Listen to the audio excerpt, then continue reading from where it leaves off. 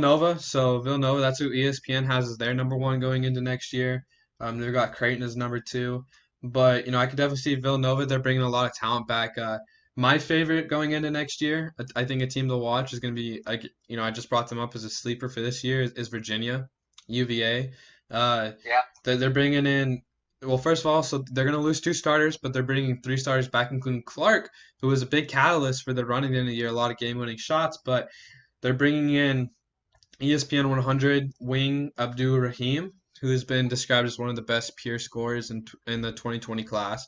So he'll be someone exciting to watch. But That's they're good to hear. also going to be bringing Sam Hauser, who transferred last year from Marquette, um, who averaged almost 15 points a game there in Marquette, and he's going to be eligible to play this year. So their offense this year, was a little down. I think with those two guys coming in, you could see their offense go back up again next year. And just Bennett is a great coach. I think he's one of the best coaches in the entire country. The defense always plays hard. And I think watch out for Virginia. And I think another team in the ACC to watch out for. You brought up the Blue Bloods. I apologize. UNC. They got three 5 stars coming in, a great recruiting class.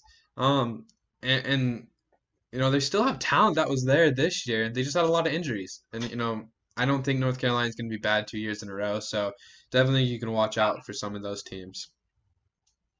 Yeah, if I had to give my 2 cents, I haven't really caught up much of the recruiting, but I think the teams that are like kind of down this year and are reloading, like Villanova has had a great run.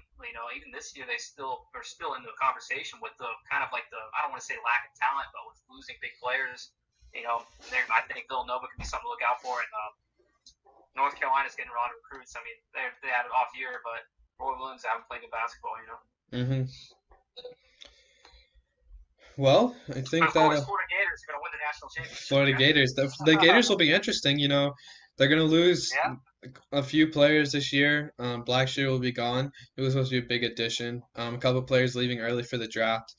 So the entire state of Florida is going to be interesting to watch. FSU, both Patrick Williams and Devin Vassell declared for the draft. Obviously, both of them can still come back if they don't like their prospects. But, there's some good recruits coming in. You still have transfers. And the team, Leonard Hamilton funds players every year. But it'll be interesting to see how the state of Florida deals with it. So. Yeah. Alabama's still in the same boat. We us SEC basketball. Yeah, I know. Our biggest issue is we just changed regimes again last year, and now we just now got a new 5-star recruit, a guy named Josh Primo out of Canada. So we're just gonna have to see how that fits into Nate Oates' system. I really like Nate. He's a great guy. He plays fast. And I think he relates a little bit better to the college game than Avery Johnson did.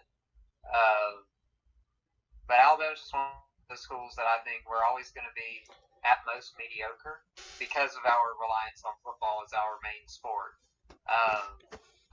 If you go up to Tuscaloosa, everything is geared towards the football team. Some people don't even know we have a basketball team. So as long as that culture is in Tuscaloosa, it will be for probably forever, at least as long as the sport of football exists. Alabama basketball will be no better than mediocre. Maybe they'll surprise us every now and then and make that weird 2004 Elite Eight run again. But I don't think we're going to be in the national conversation anytime soon. See, kind of on that note, same thing with mine with being a Florida fan. The kind of main concern is like our recruits have been there for sure, and we should have been having better years. And with Billy Donovan, I think we took less talented teams almost. And I don't want to say the championship runs, but like that one year we had Chioza and Patrick Young and the other couple guys that were like all good players, but none of them were drafted. But now we have these young prospects and everything, and you watch them play. I don't know much about Mark White, and like I know he's a pretty good recruiter and everything. But when you watch them play, it's like there's really no system there. We're just 4 guys, a bunch of people on the perimeter, and we just kind of pass the ball until someone gets a 3 off. It just really hasn't been great basketball in my opinion. Besides like a couple of key players like Chioza in the last couple of years, but it's going to be interesting for sure. I think this might be a make or break year for him after this disappointing year this year. Yeah, no, definitely. It's gonna be interesting college basketball as a whole. We didn't get to see any like of the finishes in the tournament. No, there's no momentum really going in now to the next season. So it's gonna be weird. It's gonna definitely be different.